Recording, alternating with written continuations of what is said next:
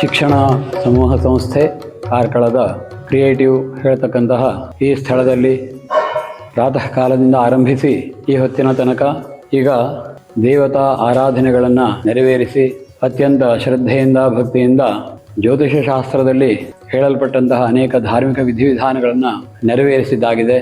ಪ್ರಪ್ರಥಮವಾಗಿ ಈ ಕ್ಷೇತ್ರದ ಸಾನ್ನಿಧ್ಯ ದೇವತೆಗಳೆಲ್ಲರೂ ಕೂಡ ಪ್ರೀತರಾಗಲಿ, ಇವತ್ತು ನಾವು ಆರಾಧಿಸಿದಂತಹ ದೇವತೆಗಳು ಕೂಡ ಸುಪ್ರಸನ್ನತೆಯಿಂದ ಈ ಸಂಸ್ಥೆಯನ್ನು ಸಂರಕ್ಷಣೆಯನ್ನು ಮಾಡಲಿ, ಹಾಗೂ ಎಲ್ಲ ವಿಧಿವಿಧಾನಗಳು ಕೂಡ ದೇವತಾ ಪ್ರೀತಿಗೋಸ್ಕರ ಮಾಡಿದ್ದರಿಂದ ಖಂಡಿತವಾಗಿಯೂ ನಿಸ್ಸಂಶಯವಾಗಿಯೂ ಆ ಎಲ್ಲ ದೇವತೆಗಳಿಗೂ ಪ್ರೀತಿ ಉಂಟಾಗಿದೆ ಹೇಳತಕ್ಕಂತಹ ಭಾವನೆಯನ್ನು ಆ ದೇವತೆಗಳಲ್ಲಿ ಭಕ್ತಿಪೂರ್ವಕವಾಗಿ ಸಮರ್ಪಣಿಸಿ ಹಾಗೂ ಆಶೀರ್ವಾದದ ಒಂದೆರಡು ಮಾತುಗಳನ್ನು ನೀವು ಕೇಳಿಕೊಂಡಿದ್ದೀರಿ.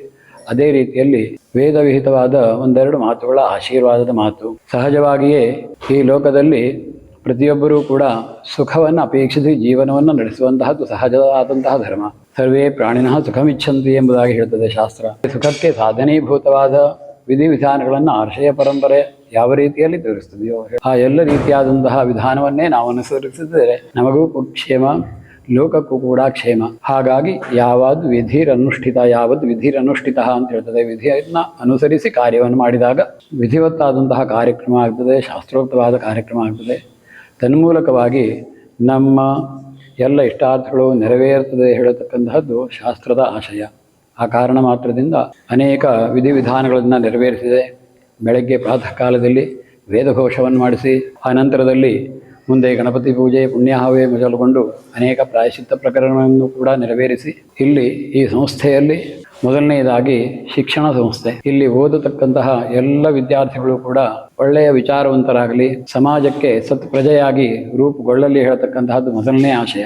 ಇದೇ ಆಶಯವನ್ನು ಮುಖ್ಯ ಗುರಿಯನ್ನಾಗಿಟ್ಟು ಇದಕ್ಕೆ ಪೂರಕವಾಗಿ ಸಂಸ್ಥೆಯೂ ಕೂಡ ಬೆಳೆಯಬೇಕು. ಸಂಸ್ಥೆಯು ಐಕ್ಯಮತ್ಯದಿಂದ ಕೂಡಿರಬೇಕು. ಹಾಗಾಗಿ 7 ಜನ ಸಂಸ್ಥಾಪಕರಿದ್ದಾರೆ. ಆ ಸಂಸ್ಥಾಪಕರಲ್ಲಿಯೂ ಕೂಡ ಅನ್ಯೋನ್ಯತೆ ಬೆಳೆಯಬೇಕು.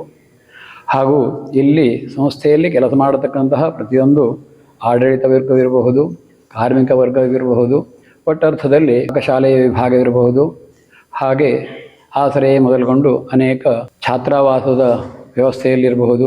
ಎಲ್ಲರೂ ಕೂಡ ಅನ್ಯೋನ್ಯವಾಗಿದ್ದು ಸಂಸ್ಥೆಯು ಮುನ್ನಡೆಯಲು, ಬೆಳೆಯಲು, ಎತ್ತರಕ್ಕೇರಲು ಎಲ್ಲರೂ ಕೂಡ ಸಹಕರಿಸುವುದು ಅತಿ ಅವಶ್ಯಕವಾದದ್ದರಿಂದ ಆ ಎಲ್ಲರಿಗೂ ಕೂಡ ಕ್ಷೇಮವಾಗಲಿ ಹೇಳತಕ್ಕಂತಹ ಒಂದು ಸಂಕಲ್ಪವನ್ನು ಇಟ್ಟು ಈ ಪೂಜಾದಿಗಳನ್ನು ನೆರವೇರಿಸಿದ್ದಾಗಿದೆ. ಅದರ ಜೊತೆಯಲ್ಲಿ ಬೆಳಿಗ್ಗೆ ಐಕ್ಯಮತ್ಯ ಹೋಮ ಹಾಗೂ ಶ್ರೀ ಸೂಕ್ತ ಪುರುಷ ಸೂಕ್ತ ಹೋಮ, ಮೇಧಾ ಪ್ರಜ್ಞಾ ಪ್ರತಿಭಾ ಅಭಿವೃದ್ಧಿಗೋಸ್ಕರ ದಕ್ಷಿಣಾಮೂರ್ತಿ ಮಂತ್ರ ಹೋಮ ಹಾಗೂ ಸರ್ಪ ಸೂಕ್ತ ಪಾರಾಯಣ, ವಿಶೇಷವಾಗಿ ಮೇಧಾ ಸೂಕ್ತ ಪಾರಾಯಣ ಯಜುರ್ವೇದದಲ್ಲಿ ಹೇಳಿದಂತಹ ಆ ಸೂಕ್ತವನ್ನು ವಿಶೇಷವಾಗಿ ಶಾರದಾ ಪ್ರೀತಿಕರವಾಗಿ ಆ ಪಾರಾಯಣವನ್ನು ಕೂಡ ಮಾಡಿಸಿದ್ದಾಗಿದೆ.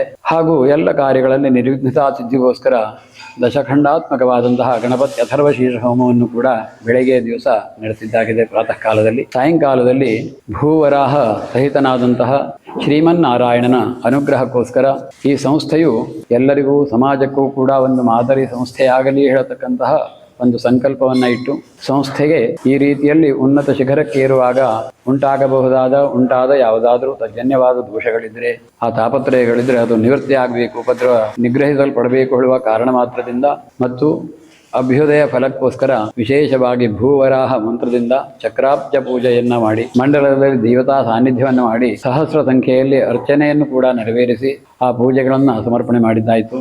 ಅದರ ಜೊತೆಯಲ್ಲಿ ಅಸ್ತ್ರಮಂತ್ರದ ವಿಧಾನದಿಂದ ಬಾಧೆಗಳನ್ನು ಆಕರ್ಷಿಸಿ ಹಾಗೂ ನಿವೃತ್ತಿ ಮಾಡಿ ಬಾಧಾಕರ್ಷಣೆ ಮತ್ತು ಉಚ್ಚಾಟನೆಯನ್ನು ಮಾಡಿ ನಿವೃತ್ತಿ ಚಿಂತನೆಯನ್ನು ಮಾಡಿಕೊಂಡು ಈ ಸಂಸ್ಥೆಗೆ ಎಲ್ಲ ರೀತಿಯಾದಂತಹ ಅಭ್ಯುದಯ ಫಲ ಬರಲಿ ಅಂತ ಭಗವಂತನಾದಂತಹ ಚಕ್ರ ಸಂಜ್ಞಕನಾದ ಮಹಾವಿಷ್ಣುವಿನ ಪ್ರೀತ್ಯರ್ಥವಾಗಿ ಸುದರ್ಶನ ಹೋಮವನ್ನು ಕೂಡ ನೆರವೇರಿಸಿ ಇನ್ನು ಅಂಗಕರ್ಮಗಳನ್ನು ಕೆಲವೊಂದು ನೆರವೇರಿಸಿದ್ದಾಗಿದೆ.